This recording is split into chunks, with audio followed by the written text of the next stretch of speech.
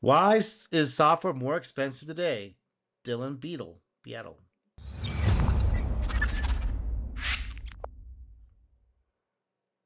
Hello, I'm Chris Athanas. I'm a KMP developer. That I called support. They said they're gonna close that thing up for us, so we'll have that thing closed by Tuesday. They said, okay. Look, Dev Tools stay simple. They do really great work over there. Put little clips out for little quick hits, and I like to take them apart and either say they do a thumbs up or thumbs down. So let's keep going. Computer architecture, like other architecture, is the art of determining the needs of the user of a structure. Okay. And then designing to meet those needs as effectively as possible within economic and technological constraints. I mean, that's a good description. I mean, that's jump, but you're not you're trying to tell. Can you give us a little more how we get to the architecture? I mean, that's a description of what we're doing. Yes, we're solving a problem that users have that they've complained about that we think that we can solve better, and we have technical constraints about how we can go around solving that thing, even if it's even solvable. Our attempt at solving it for them, and then we got to keep making sure that's a fit for the users, otherwise they will unsubscribe from our thing. Or the VC, we have to make sure we do the VC, make the screens look good, make the numbers look great. And for the VCs, if that's the customer, or whoever the customer is, we got to make it good for them. Whoever's paying them bills, writing the checks, whoever's in charge of that, they kind of have to say what the thing's supposed to be. First time the word architecture was applied to computer systems. Really? I get in print. This is 1962. I mean, how a system is put together for the purposes of it. I mean, that's kind of built into the word architecture, where you're building a structure for people, building a problem space, your solution space. We had factories, the factories that were built with architecture. I don't know, man. Let's keep going. Now, I mean, the concept of this problem solving space for money, whatever you want to call that thing,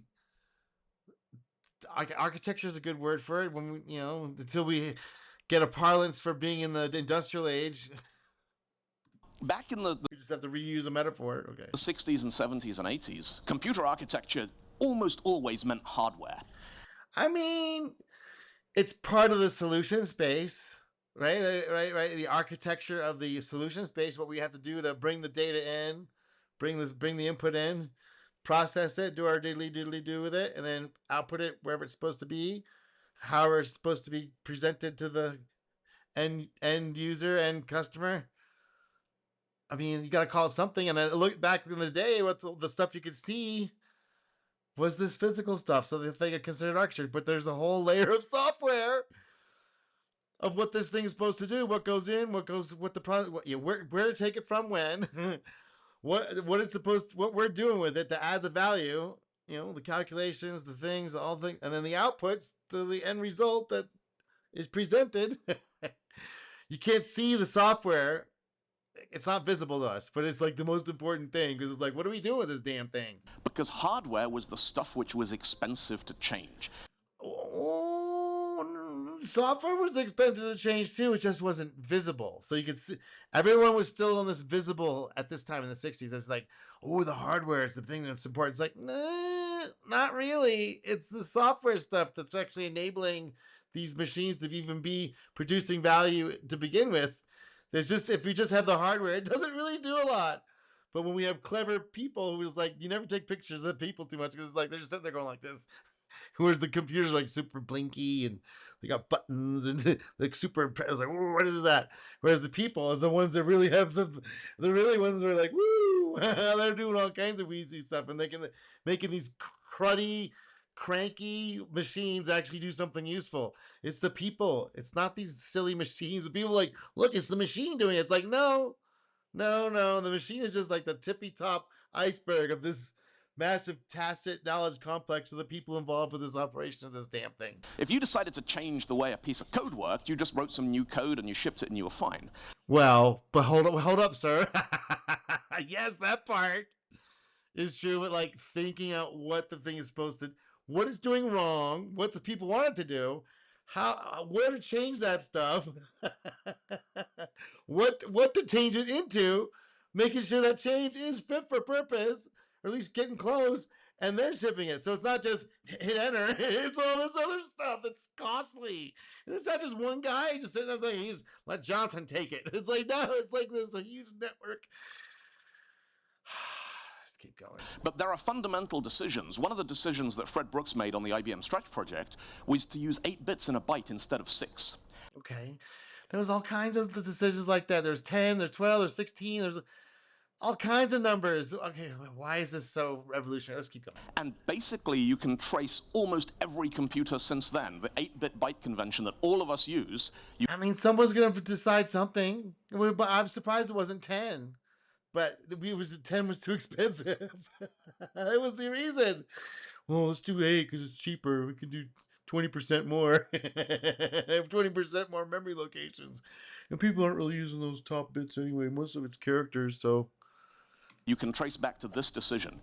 Now, you imagine changing that decision halfway through building a computer system. You can't. Project fail. It's like, all right, that's it. Throw away the processors, throw away the motherboards, throw away the buses, throw away the factories that we've built to create the motherboards. And welcome to the technological industrial revolution. We just build it for purpose. Hopefully we'll make it next to the next round and throw that away and get to the next one. What do you think we're doing here?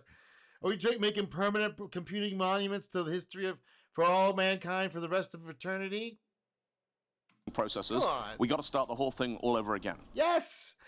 Welcome to GDP production. This is the current year economics pseudo capitalist, whatever we're calling the system that we're in.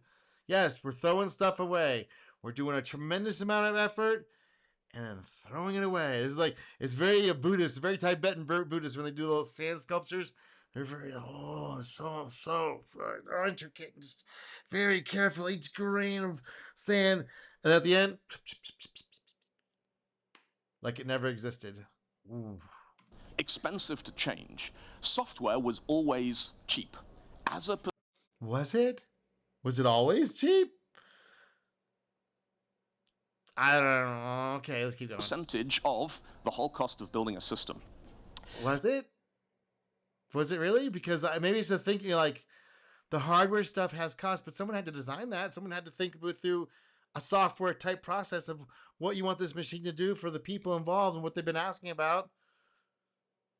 I think these hardware machines are more like software. They're like frozen software. It's super hard to change because the FPGA stuff came out. It's like, oh, we can make the hardware just change, and you can have it in a machine in the field to do whatever you want now.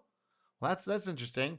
So it's really not the hardware is really it's just a layer, and it's based on software too because we're all thinking what we're doing with these ones and zeros, what we're representing. Let's keep going. 2 things happened around the 1990s which started changing the way we think about this. The first of them was business software went mainstream. Companies who had I thought that was the 80s. So let's keep going. Never ever had computers before, suddenly they had computers. And they were getting people to build software for them in Visual Basic. And, Word. Yes, we're niching down. Okay, you're talking about like business level-ish kind of applications. That was started in the 80s, but say 90s. Yes, we started niching down because the tools became more accessible to not a priestly class. You became more of a extreme hobbyist class, and they wanted to do some basic information processing, and these tools allow that to happen. Yes. Little companies, florists and little hotels and, car wash places were hiring somebody to write them a little piece of software, and they set it up and run it, and it would be great, and they could... That will continue on into the future. All this big company stuff's like, no, it's going to niche down to this kind of stuff. This is the future of software development. Print your invoices and stuff. And then... It's going to be super fun because you don't have to have 20 million customers. You only have to have 10,000 customers, and you can serve them and do well. I've done a business like that before. It's super fun. It's great. I would have done it and kept going, but life situations sometimes come into play. A couple of weeks later, they'd be like, oh, it doesn't do this thing we need. We need to change it. How much? And suddenly the cost of making changes to a software system became a significant proportion of the investment for a lot of these businesses. Great. Well, this is there. The hardware's super cheap. You cost the capitalist stuff. It was one of the things that capitalism is working is it cuts the cost of production through the competition and upgrading and throwing away the old thing and buying the new thing.